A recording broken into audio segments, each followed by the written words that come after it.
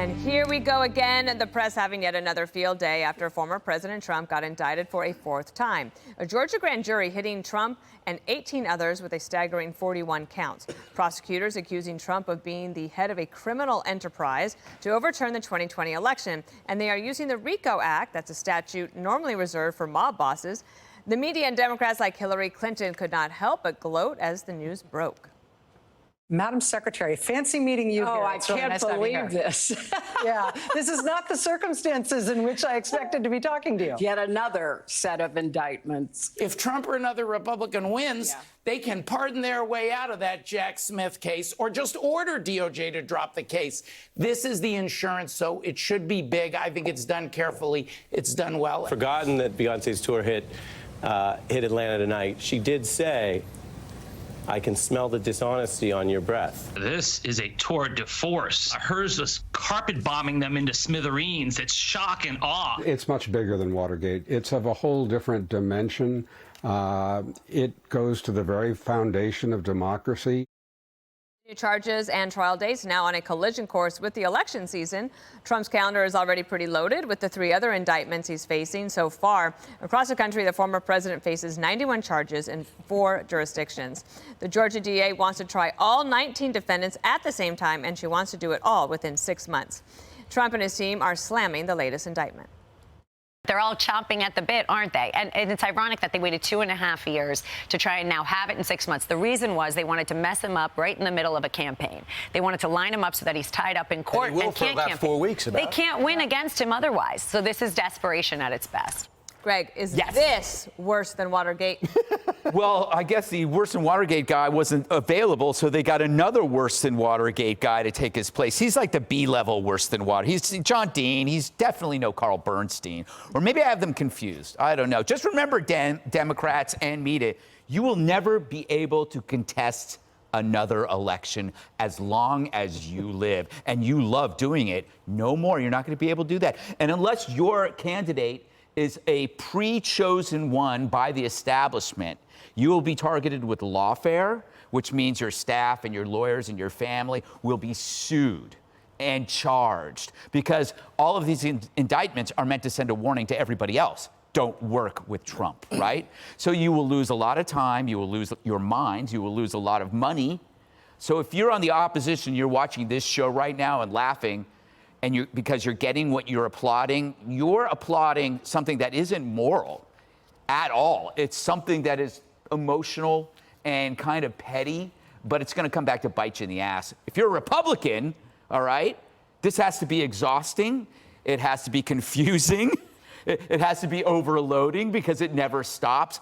That's the point. They're trying to wear you down. Wearing somebody down is a type of persuasion. It's the political version of brute force, submitting endless passwords, hoping that eventually you'll guess it correctly. That's what the indictments are doing. They're constantly putting this in here. Even the attempt itself is tiresome because you have to deal with it. You're the machine that responds. This is the largest political cancellation in history. It's a bloodless assassination. They want you to freak out over it, and you need not to. The scarier response is silence, because that means you take it more seriously than they'll be aware of. The Democrats, and then I'll shut up, are using this reality show trick. If they pile on the events, right, whether it's challenges, if you ever watch any reality show, they start stacking the events, challenges, obstacles, stunts, they're trying to get the most visual, memorable thing to happen. And that's what they're doing. They want you to freak out. They want you to blow your mind. But no, just go back to work and settle it that way. Judge, before 9:06 a.m. this morning on Newsroom, both Jonathan Turley and former Governor Chris Christie, who was also a GOP candidate, had called the latest indictments that they read excessive and unnecessary. Is that sort of the consensus that you're seeing on that side of the aisle?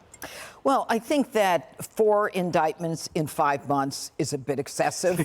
I think it kind of reeks of, as Alina Habba said, desperation. But here's my concern. Look, there's an issue that has to do with preemption, okay? And the truth is that we've got Jack Smith, the special counsel in Washington, who's already indicted Trump for attempting to unlawfully overturn an election. And in that indictment are several references to the Georgia statute, specifically Section 10B, 12A, 21ABC, 21 through 33.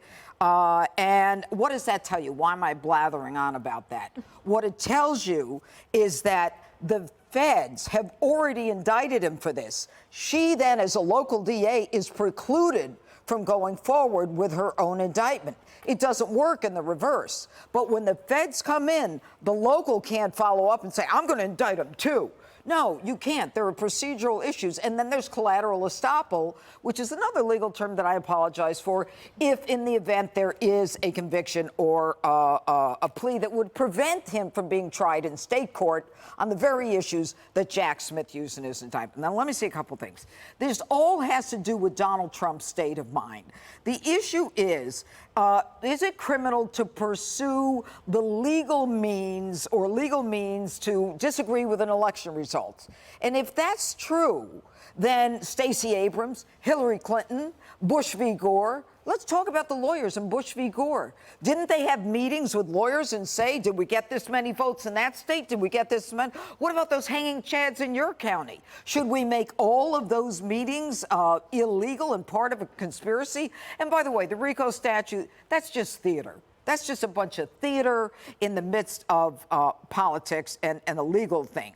The issue is not whether he wanted to overthrow it, but did he believe that he won?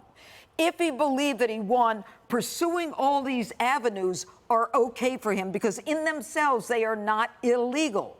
If you say, look, I need to find 11,000 votes, that's very different from saying, I need you to find me 11,000 votes somewhere. He just knows he's behind by 11,700 votes. And finally, did he know he lost, and did he then pursue all these avenues? Or did he believe he won and was doing everything he can? It's going to be very hard to prove that.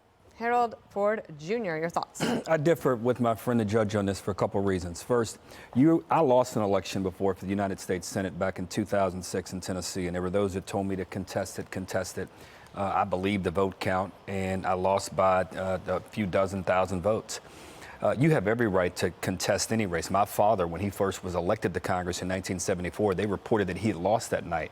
He went down to the Election Commission and confronted them and said, I want to get an understanding of what's going on here. It turned out they had not counted 8 of the biggest Democratic precincts in the city, and he won his race. Do you think it was on purpose? We learned later it was definitely on purpose, and it might even have had a racial dimension to it. Hi, everyone. I'm Brian Kilmeade. I want you to do me a favor. I want you to click to subscribe to the Fox News YouTube page. This is the only way that I know for sure that you're not going to miss any great commentary, any great news bites, any great interviews coming your way on Fox. You can get it all here on YouTube. So subscribe right now.